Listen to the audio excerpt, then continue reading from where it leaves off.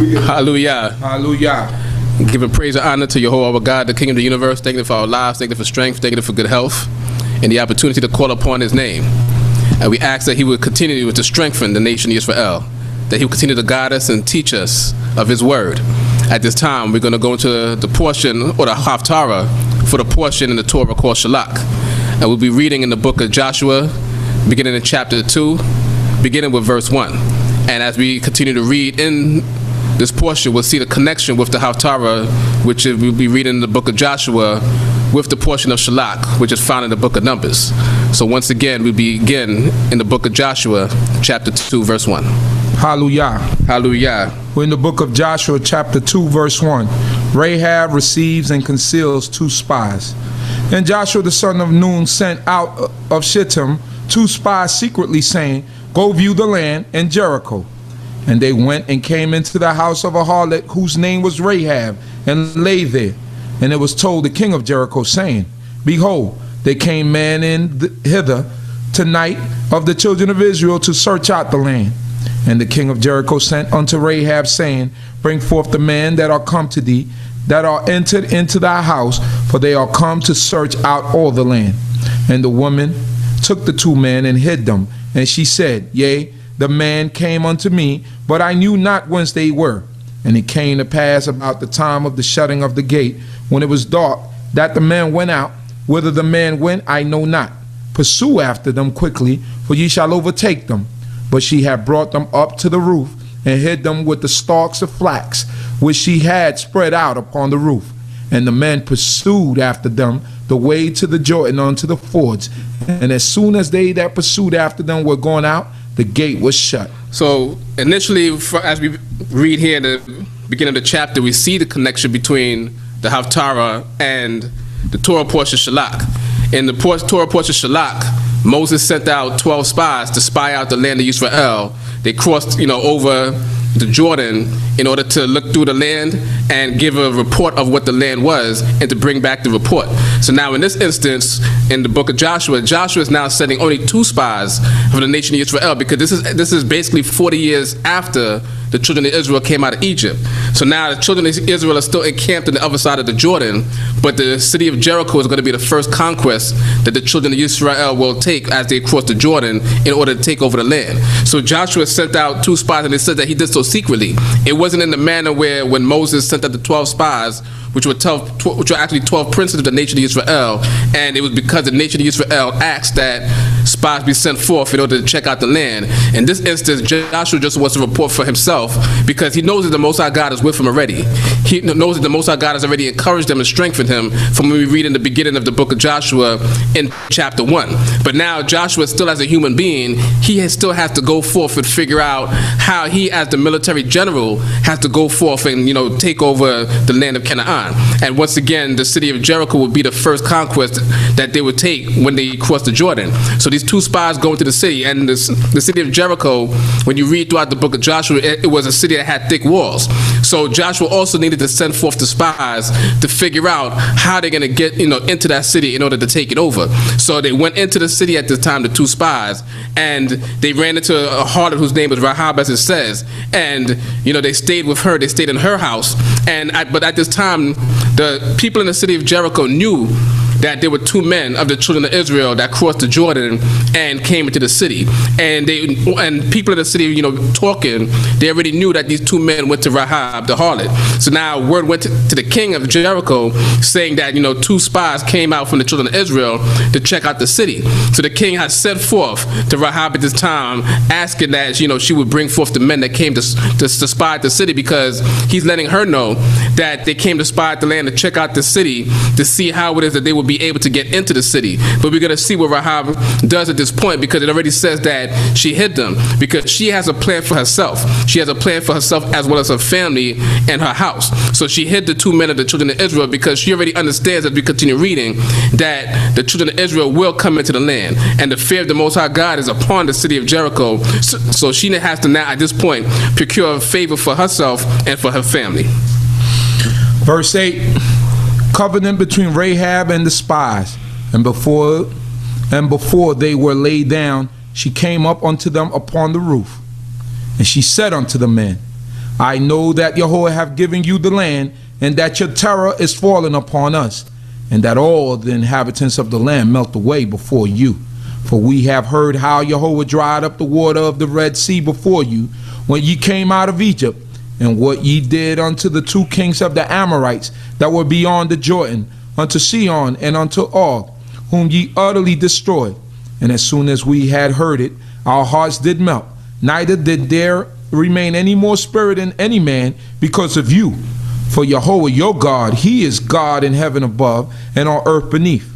Now therefore I pray you, swear unto me by Yahweh, since I have dealt kindly with you, that ye also will deal kindly with my father's house, and give me a true token, and save alive my father and my mother and my brethren and my sisters and all that they have, and deliver our lives from death. So we see here that Rahab really was concerned once again for herself and for her family that is in the house, because she gives the history, and this once again is 40 years after the children of Israel came out of the land of Egypt. So the fame that of Jehovah God is still reigning 40 years after the fact.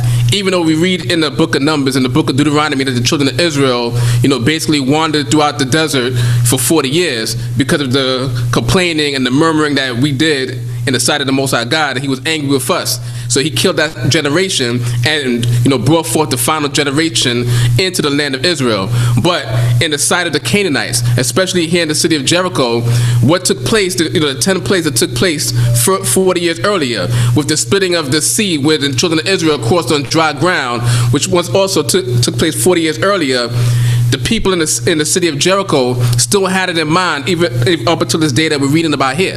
So we see that the name of God was very strong in the earth at this time because of what he did in the land of Egypt on behalf of the children of Israel. So all the while the children of Israel, lacked faith and lacked trust in the Most High God, the nations, especially the Canaanites, were fearing because they knew that the children of Israel would be entering into the land of Canaan, and that Jehovah God would be fighting the wars for them. So just as they heard about the destruction that came in Egypt, they knew that that same destruction would be coming upon them. So even when the king came to Rahab, and told her that, there were 2 men of the children of Israel that came to spy out the land, because they wanted to make sure that they held onto their city as long as possible, because the fear of Jehovah God, once again, as Rahab says here, was upon them. They wanted to do what they can to make sure that if these 2 men are entered into the city, that they will wipe them out and basically try to hold off the children of Israel coming into that city and coming into the land.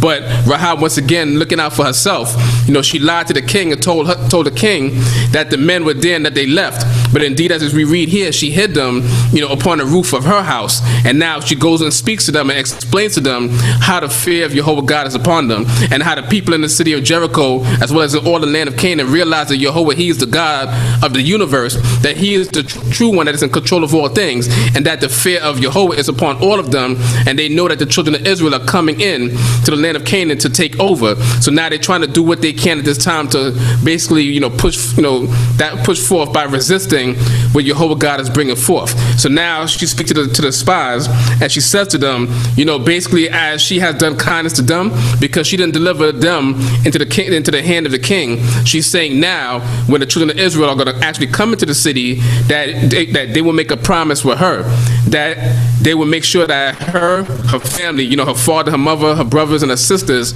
everybody in that house will be protected. Verse 14, and the men said unto her, our life for yours. If ye tell not this our business, and it shall be when Jehovah giveth us the land, that we will deal kindly and truly with thee. Then she let them down by a cord through the window, for her house was upon the side of the wall, and she dwelt upon the wall. And she said unto them, get you to the mountain, lest the pursuers light upon you, and hide yourselves there 3 days, until the pursuers be returned, and afterward may ye go your way. And the men said unto her, we will be guiltless of this thine oath which thou hast made us to swear. Behold, when we come into the land, thou shalt bind this line of scarlet thread in the window which thou didst let us down by, and thou shalt gather unto thee into thy house thy father and thy mother and thy brethren and all thy father's household. And it shall be that whosoever shall go out of the doors of thy house into the street, his blood shall be upon his head. We will be guiltless, and whosoever shall be with thee in the house, his blood shall be on our head, if any hand be upon him. But if thou utter this our business, then we will be guiltless of thine oath, which thou hast made us to swear. And she said, according unto your words, so be it. And she sent them away, and they departed. And she bound the scarlet line in the window, and they went and came unto the mountain, and abode there 3 days, until the pursuers were returned.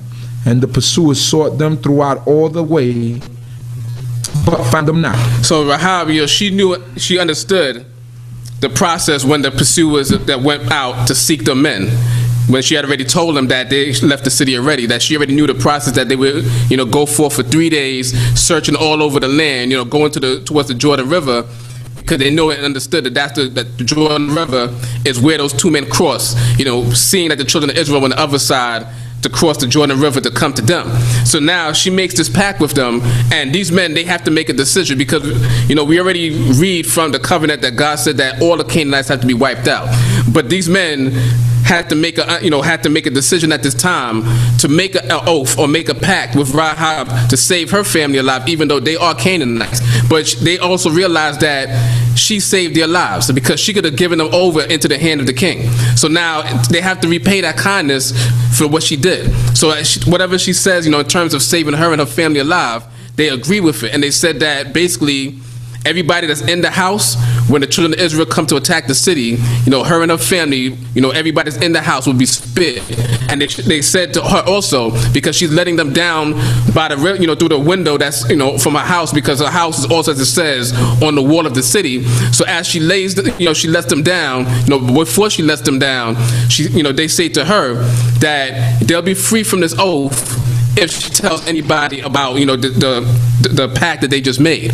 And she agreed with that. So she's going to hold that as a secret. But they also told her to tie a scarlet thread in the window so that it would be a marker, so that when they come to the city, they would be able to figure out which house upon the wall of Jericho belongs to her. And they said once again to her that anybody in the house, that they would be spared. And if anybody's not spared in her house, then their blood would be upon their heads. But if anybody leaves from the house, at that time when the children of Israel come to attack the city, then their blood will be upon their own heads. And also, once again, if she tells anybody, of the oath or the pact they made, then they would be free from this oath. And, whatever happens afterwards happens. So at this point, she lets them down, and she also gives them instructions that don't, try to go to the Jordan River, to cross the Jordan River, because the men are on that, that area looking for you.